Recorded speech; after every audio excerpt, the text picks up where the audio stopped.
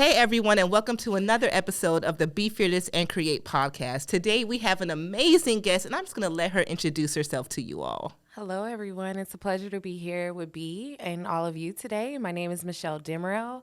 I am Miss Black Georgia USA 2023, woo woo, and I am co-director and chair of GRLS Give Inc, which is a part of the social club, the Girls ATL. Awesome. So, okay, Miss Black Georgia 2023, what was that like? It was an experience. I took my hat off from pageantry for a while. I became a mother during college, and that was a switch because, it's already hard having a space as Black women in that industry to begin with. But then it's like, okay, you're a mother now, so they're kind of like, you don't really fit. So being able to step back on the pageantry platform, I wanted to show up for my daughter and tell her no matter what stage, where you're at in life, if you have something that you still want to achieve, if you want to be a representative, just go for it. That's beautiful. And what was that like, being able to do that with your daughter by your side? It was a proud moment. I'm really raising her to be fearless in every avenue of her life. Don't accept no. Really set the bar of what you want life to look like. So for her to see me on stage and model after that, I'm able to tell her, hey, girl, go get it. Like, go do whatever you want to do and be proud of it, especially as a Black woman. That's awesome. We have many things that we have to overcome in our community. So her being able to watch me, it was a proud moment. That's beautiful. Now, and I think one thing, I'm not a mother yet, but one thing I'm now realizing at my older age is how much we indirectly learn from our parents, yes. Right? Like, now that I'm older, now I'm seeing like, okay, I learned this from my mom or I learned this from my dad without really it being pointed out. And I think sometimes we forget how everything that we do is leaving a mark on our child, even if it may take years for them to realize it, but how every little thing that we do is very, very critical in bringing them out to be not who you want them to be, but who they're destined to be. Absolutely. That's crazy. That's crazy. So what was that journey like, being able, like, taking that break from pageantry and being judged in front of a lot of people? How do you take that, and what was something that helped you push through that?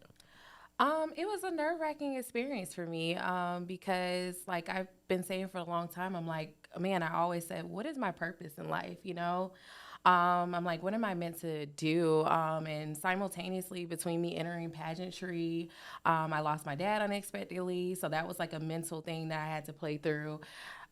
Being a part of kind of asking for a nonprofit space to be created amongst Black women in a social club, like that was another thing. So I'm like, how do I balance these factors and show up for myself and show up for the stage? Because for pageantry, they want to know, what are you doing in your community? How effective are you in your state? And I really wanted to lead a platform that was authentic to who I was. I was like, regardless of what the outcome is, I want to show people who Michelle is.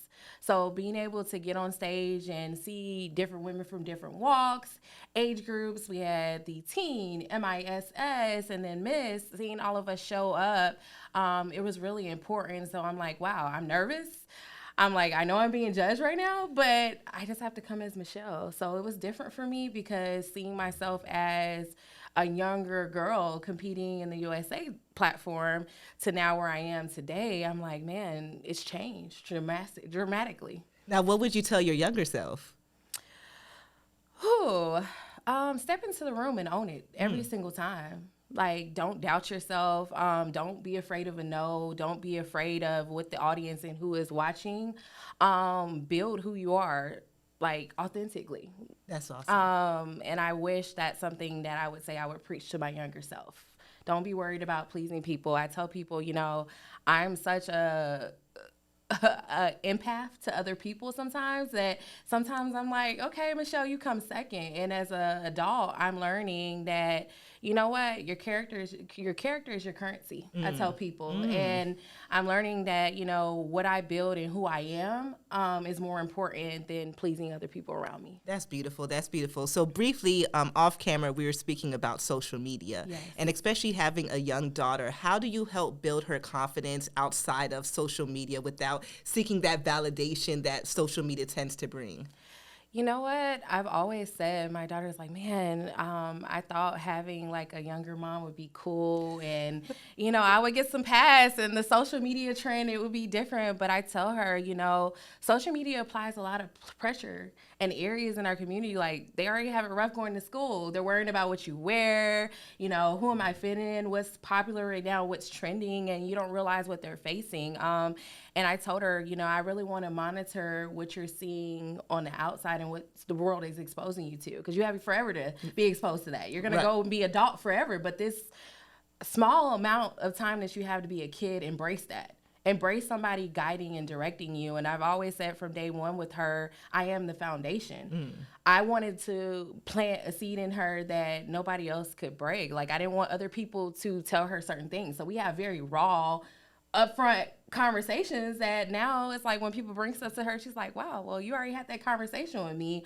But I think when I see her get on social media, and that's why I kind of still deter her from that, she's literally like, oh, well, I want lashes. I want myself to look like this. Oh, this person doesn't look, oh, they look so much older than me. And I'm like, that's the problem. Be a kid as long as you can. It's okay to look younger. It's okay so I'm just creating the space where I'm just reasserting and building her confidence. So when she goes out in the world, and she has to face all these things, she has something that she can refer back to, because we only have a small time with them. And I want her to always remember what I gave her versus what the world's going to give her. That's beautiful. And I think that's one of the biggest challenges when we even talk about or think about social media is, like, with us growing up, we didn't have it to the extent that it is now, to the point where, we have, whether it's younger family members that are struggling with self-esteem because what they're seeing. And like you said, they're no longer being able to be a kid because social media is telling you got to look this way, dress this way, have this boyfriend, have this amount of money at this certain age. And it's like, wait a minute, that's not the reality. And your life is for your life, not what they tell you it's supposed to be on social media. Look, I say all the time, like, people know I'm very private. Like, social media to me, that's like a picture, that's a post, like a little small thing. I don't get all into the numbers games and the things that people really like focus on. I'm so private, I don't even post my daughter all the time. You might get her on my story here and there, because I feel like certain things we don't protect because we're letting the world tell us what our life is supposed to look like. No, I'm going to give you what I want to give you, because you have people out here that, they're going to stores and they're taking pictures, and you're thinking they're living this glamorous lifestyle, and it's really different in real life. And I want my daughter to know that, like, this is just a moment. Like people literally strive for likes and how people feel about them. And I think that that's a struggle in our community. I think that's where, like, we could use therapy. It's funny, I was having this conversation with some of our team members where we're living in this world now where it's like we're craving validation, right? We're craving the wants, we're craving the needs, we're craving the likes, we're craving all these different things, when it's like we're no longer living to live, or we're no longer living in our purpose because we're too busy living to please other people. Why are we trying to be validated by these people to begin with, And I always tell people, I'm like, to me, social media is a game. It's part of my business, but I play it like a game. I don't allow it to engulf me, or, I didn't get this amount of likes, so I'm this or I'm that. No, like, it's a game, but it's hard for a lot of people to separate that or to even realize that. I think people get caught up in algorithms, like, who's liking my stuff, what I'm doing. And I tell people, like, I live by this. Like, when you walk in your purpose, all things align. And what I mean by that is, I used to tell people, like, there are people who run races, there's people who run marathons, and there's people that are conditioned for triathlons. And I tell people, like, my life has been a mixture of that. And what I've had to learn is, just because somebody else was a condition for a race and they've reached that point where they've gotten to a point that they're like, man, they've been able to succeed in the area, you can't stop. You got to keep going. That's a checkpoint to you. Right. Because you may be conditioned for something greater, but if you stop there and you trying to align yourself with somebody else's purpose, you're going to miss out on your own. And I say, when you naturally walk in your purpose, all things will align. So what your purpose is, you're a phenomenal photographer. You're talented in many different areas. That's not my talent, but that doesn't mean that we can't meet at this place, because that's kind of what led me to being able to sit in the seat with you today. And I tell people, like, everything will be added onto you when you allow it to happen in your life and you stop focusing on what other people feel. Oh, that's beautiful. Ooh, you speaking so many bars right now, honey. Cause now another thing I want to talk about is your nonprofit with Girls Give. Yes. So I know that you spoke about being able to use that platform when you were doing the pageantry. So what are some things that you implement for the girls? Because that's something, like you said, that we need, especially in this day and age, in the trying times that we're currently living in. There's so much support that we need as a whole. So what are different things that you guys have started to do? So with Girls Give, I came into Girls ATL. It's really founded that. Alexis Howe is the founder of the organization as a whole. I came in and Girls Give was a subchat that, you know, we were doing things occasionally, but I was really looking for a way to be impactful. And I'm like, when's our next serve event? And I was really grateful that Lex believed in me to say, hey, you know, this girl really wants to serve, like, go through it. So what we've implemented is we do 3 serve projects per month. And people were like, you know, define an area. Like, what are you guys doing? But I believe that there's not Black women in the community that are showing up and we're not getting depicted in positive light. And what I mean by that is other young girls, even speaking to my daughter, they need mentors. We need people to go into our communities, charter schools and stuff, and really implement, because charter schools, they don't get assistance like public schools do. They need people to go in and do that work. We need people helping the displaced. You know, like I tell people all the time, we do so much work in Hurt Park, Woodrow Park. I tell people that, you know, they look at those people and they think that they want those conditions. But a lot of those people are, if you talk to them, they have a story. But they need people to come up and show out for them and say, hey, I'm going to bring you a warm blanket. So our goal is, it's funny, we have over 725 women in the chat right now, and they call it the G Hive because they're like, it's like a Ticketmaster event that goes so fast. My goal has been to really expand where we give more serve opportunities to all women, and they see the positive impact we're making in the community. So our strategy is to create a nurturing environment where we empower everybody, no matter what your walk of life is. If there's a need in the Atlanta community, you're going to see Girls Give showing up.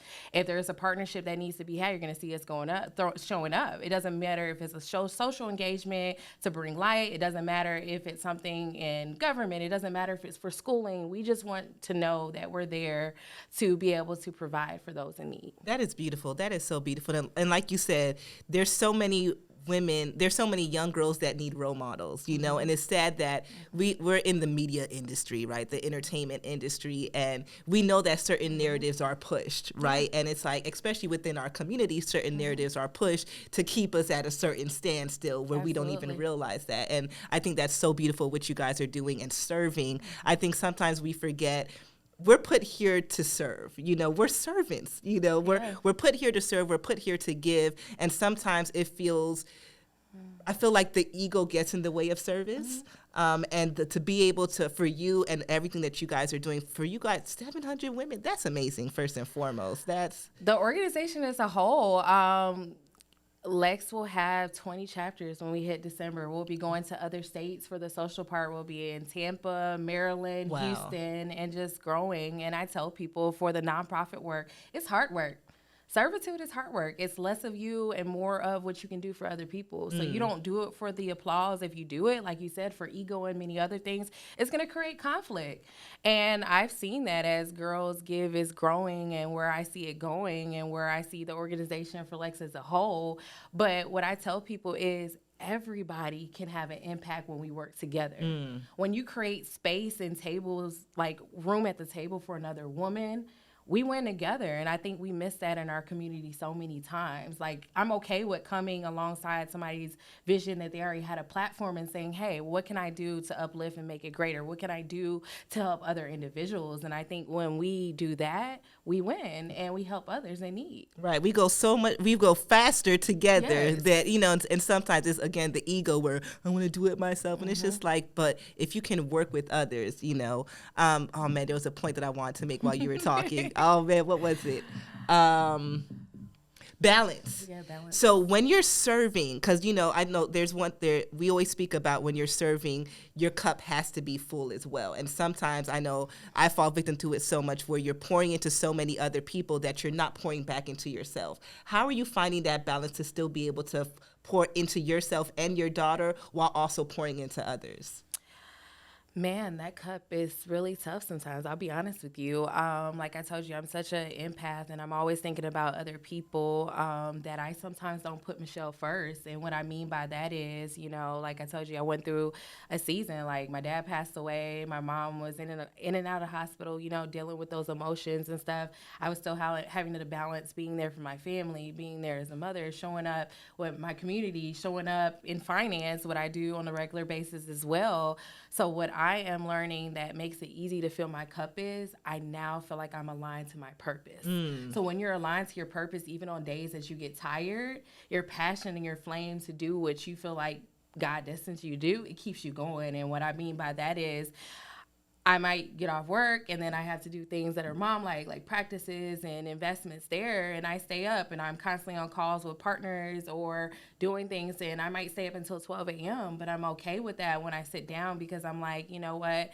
We all have to answer of what impact did we make or what did we leave on this life. And I feel like when I look back, if I can just have a couple people say, you know what, Michelle cared enough to show up for me. Michelle cared enough that I may have not known that she was up till 12 a.m. planning for this event. But you know what, I really impacted. So like I said, when we go in the community, I see students having, like when we help SLAM build a library, seeing kids be able to put a book that look like me and be able to take that home and be able to read, like that's a future leader. And if that investment wasn't made or if nobody cared to put clothing in their back or say, hey, you need resources to eat, like that's what it's all about. Right. Like you said earlier, it's not about, the clout. I like to say the likes. It's like, are you going to really get in there and are you really going to work? So filling my cup is literally saying, you know what, I'm an empath, accept that, Michelle. But you're going to be filled by having that person be touched and seeing a smile on somebody's face, even if it's for one day. Now, being an empath, how do you, because I'm curious, because I like to ask questions because I need the answers too. Sometimes it's hard to say no. Yes. When do you draw the line or how do you draw those lines? I tell people, even though I'm an empath, I'm very observant of people. Even when people don't do, I'm very social, but I'm observant. I'm really big on, observing relationships and the way people treat me. So where I draw a line at no is you probably have shown me enough to have factual information on how I need to move in that relationship with you. But I learned in all things, I'm still going to move in love. So my no is, no, I've learned is a complete sentence. And I had to learn to say, hey, if I tell a person no, that's a complete sentence because I'm defining my boundary with you. But if you heard a no with me, there was something that got me there that I needed to say the no. Because I feel like so many often empaths fall victim to narcissistic behavior, people that are around you that are like, they don't want to take ownership.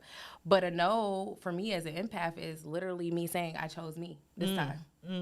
Oh, that's a word. That's a word. That's a word. So how can we support Girls Give? How can we be a part? How can we learn more to start serving more? Absolutely. Follow us at girlsgiveinc.org. Follow the Girls ATL.